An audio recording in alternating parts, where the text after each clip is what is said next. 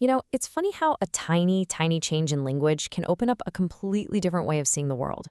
Today, we're diving into a really powerful piece that explores one of those distinctions, the difference between having autism and being an autist.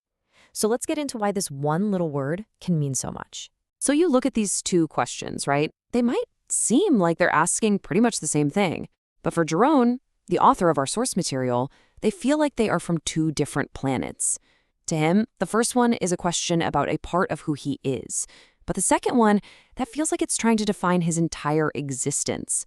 And understanding that gap is the key to this whole explainer. And this quote from him really says it all. For Jerome, words carry immense weight. So when language is used carelessly, it's not just some simple mistake. He describes it as a personal blow, something that makes him both sad and angry, because it feels like people just aren't thinking. And that lack of thought hits hard. Okay, so let's really break this down. This isn't just about being nitpicky with grammar or trying to be politically correct. No, this goes way deeper. This is about identity. And let's be super clear about something. Jerome is not in any way denying his diagnosis. He puts it right out there. Yes, I have autism. See how that's phrased? It acknowledges that autism is a part of him, an aspect of who he is. But, and this is crucial, it doesn't define his entire being. This, on the other hand, is the idea he pushes back on, hard.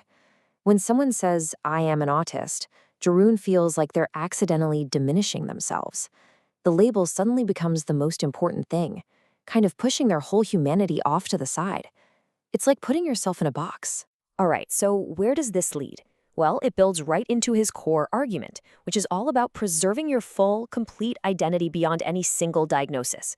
This is really Jerome's message to others in the autistic community.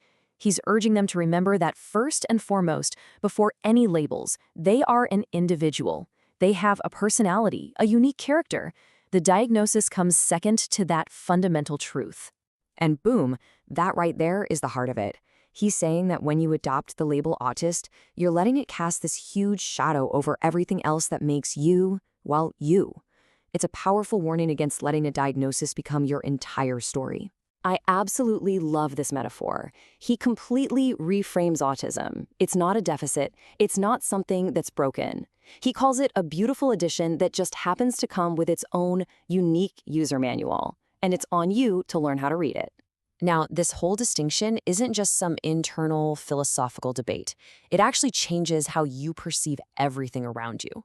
Jerome describes it like wearing autistic glasses, a special lens that filters the world and lets him see details that most people might miss completely.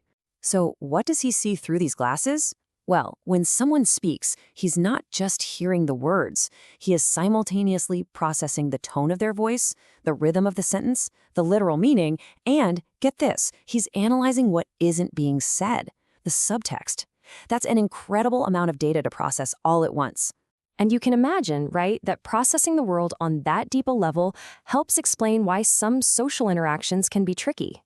What might look blunt or even rude to someone else, like changing the subject suddenly, could just be a reaction to that unique perception, or maybe an inability to play along with social rules that just don't feel logical. And this is where the whole conversation takes a huge pivot. Jerome shifts gears from just explaining his personal experience to actually challenging the very society that put these labels on him in the first place. He just throws this incredibly provocative question out there. Why is the pressure always on people with autism to adapt to a world that feels to them like a totally illogical mess?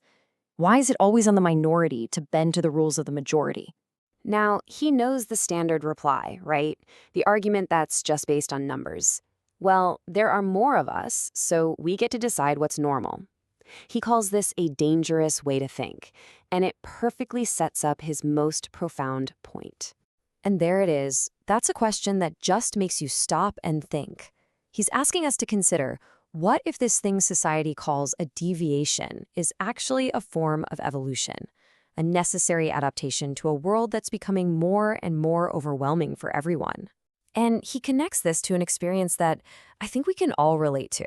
Let's be honest, modern life is intense. There's a constant flood of information, sky-high expectations, sensory overload everywhere you turn.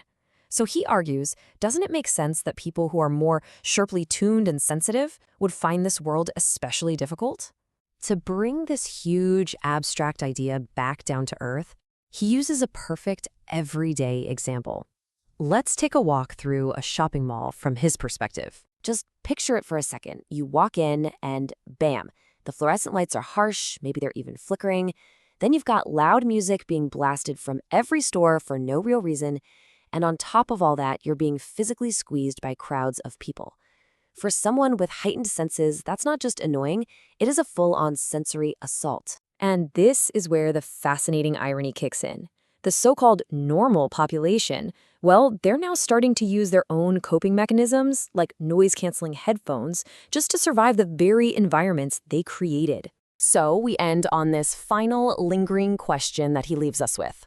When normal people need tools to block out the normal world, who's really the different one? Is the problem with the person who's sensitive to all the noise, or is the problem the environment that's filled with so much unnecessary noise to begin with? It's a question really worth thinking about.